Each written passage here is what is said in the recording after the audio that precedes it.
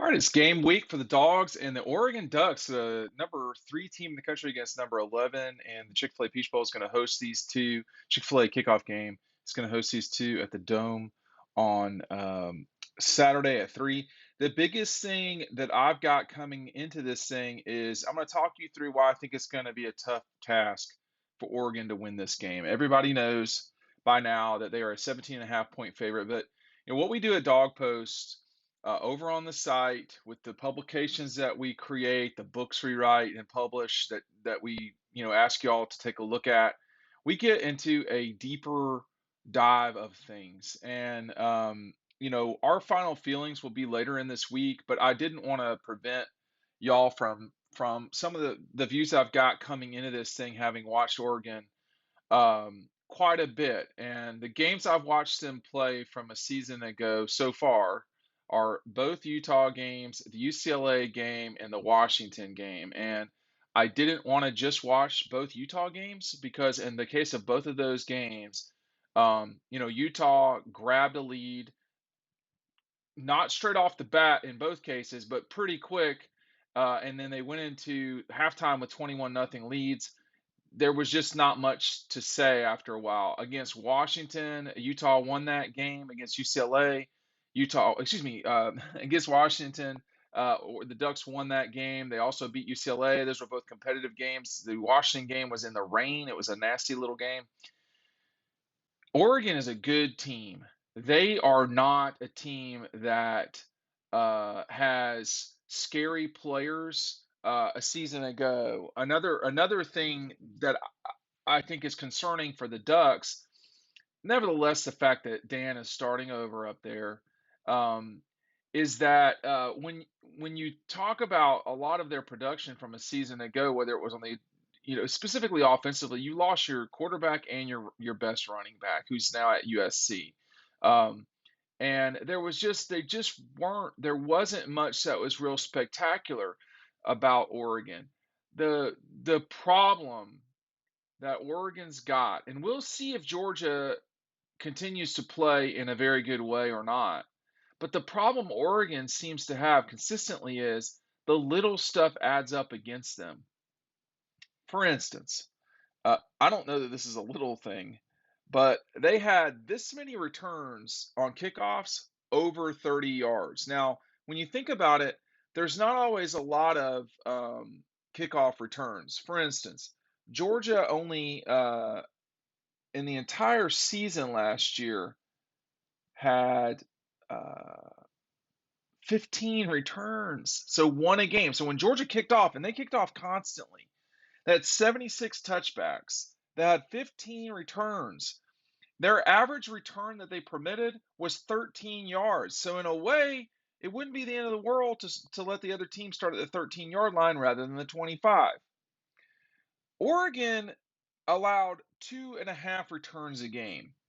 Now, the average is not the end of the world because they were allowing 23 yards per return. So about like the 25-yard line. But this many times they had returns go against them 30 yards or more. 34, 36, 39, 43, 46, 53, 56, 78. Half of their season, they permitted almost game-changing kickoff returns. Just kickoff returns. Now, I'm not going to talk about punt returns. Just kickoff returns. That's too many.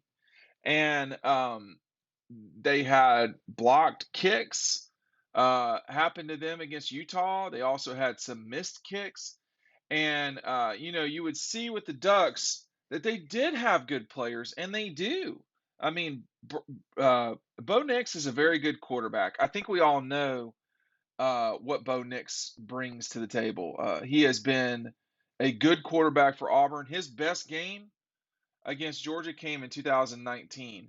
The problem for Bo Nix against Georgia has been that he's played 12 quarters against Georgia, and he's led touchdown drives in 2 of them.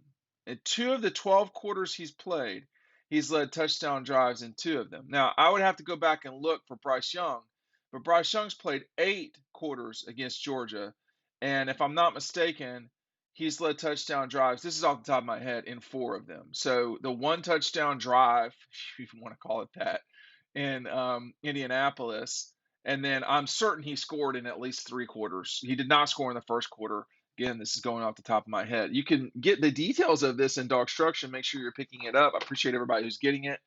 We talk about these games and more. The forward is from our friend Jeff Foxworthy, who has a very, I mean, I would say it's an emotional start to the book, but we cover every single game in detail. Some of these things you're not going to see anywhere else in the country. Um, some comments, for instance, from Georgia Tech defensive back Trey Swilling, who got to that fight with George Pickens the year before or 2 years before and didn't get thrown out. Now, I was right there for that. I'm not sure how George got thrown out for that and Trey Swilling didn't, but anyway. The 2001 edition of Clean Hole of Passion and Hate underscored the gap between Tech and Georgia when it came to the passion at both schools. The visual representation of Bulldog fans showed them occupying more than 70% of the stadium. It was full of dogs. Tech defensive back Trey Swilling said, it being senior day and there being a lot of red, truthfully, it doesn't feel great. I put 70 in the book because I really felt like putting 90 would be a little bit much. Pick up DAWGSTRUCTION today. You can get that at the link down below. It is also at Red Zone, which is the only place that still has our 2022 preview. They are on Clayton Street in Athens. I think the problem for the Ducks is that they're going to have to play a completely good game the entire time. They were number 50 last year in offense. They were number 72 in defense. They're not bad. Again, this is not one of these things where I'm sitting here saying this team is not a good team. I think they actually are a decent team a season ago. What they're coming into this year with, I just don't know.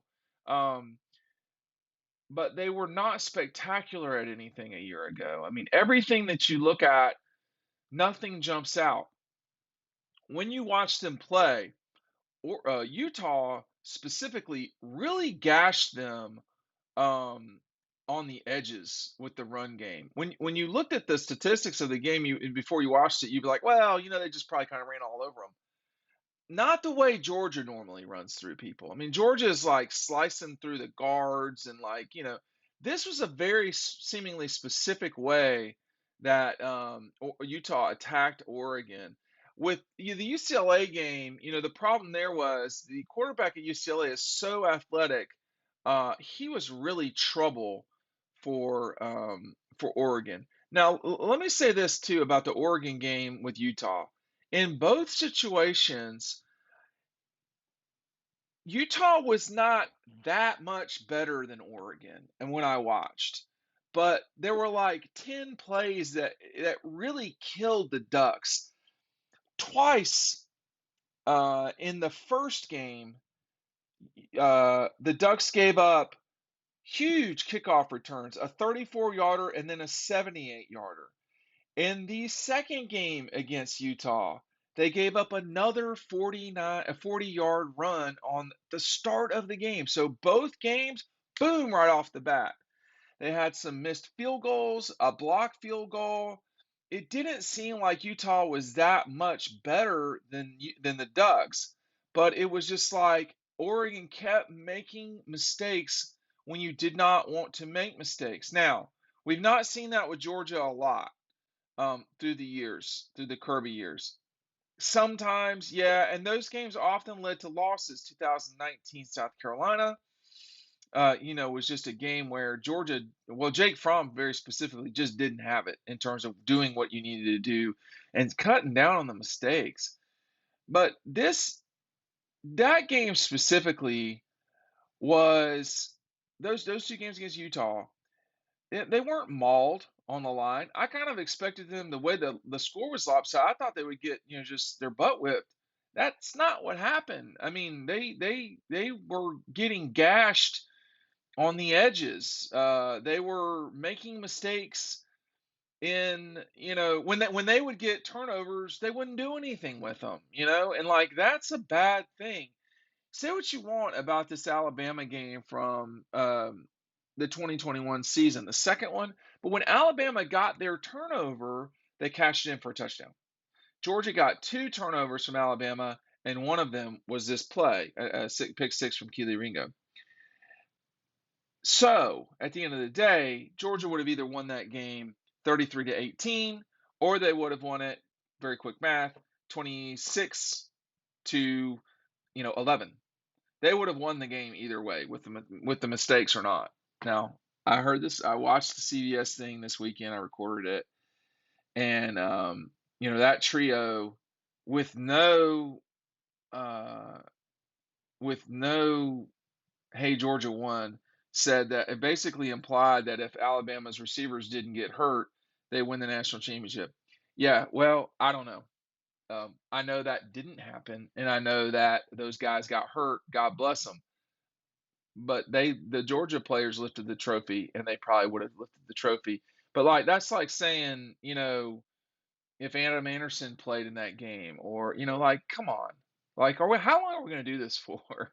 If you're Georgia, if I were Kirby and them, I would have that on a loop constantly about how you didn't really win the national title. Alabama has done, and Nick does a great job.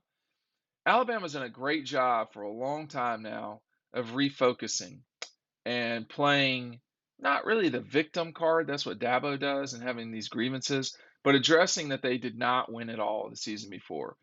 I think if you're Kirby, and I'd keep this internally, I would make sure everybody knows that, you know, you're well aware that people think you didn't really win the national title. And I would grind that into the ground all season long with the players. You know, it's looking backwards. So I'm not sure how great that strategy is. I don't really like that. Like, if you need to get motivated by something that happened in the past rather than what you can accomplish in the future, I mean, I've professionally dealt with that. I get that to some degree, but I think that's not the way that you really want to approach a season. Got off the subject. You know how that can be. Hey, we'll have Kirby for you later this afternoon.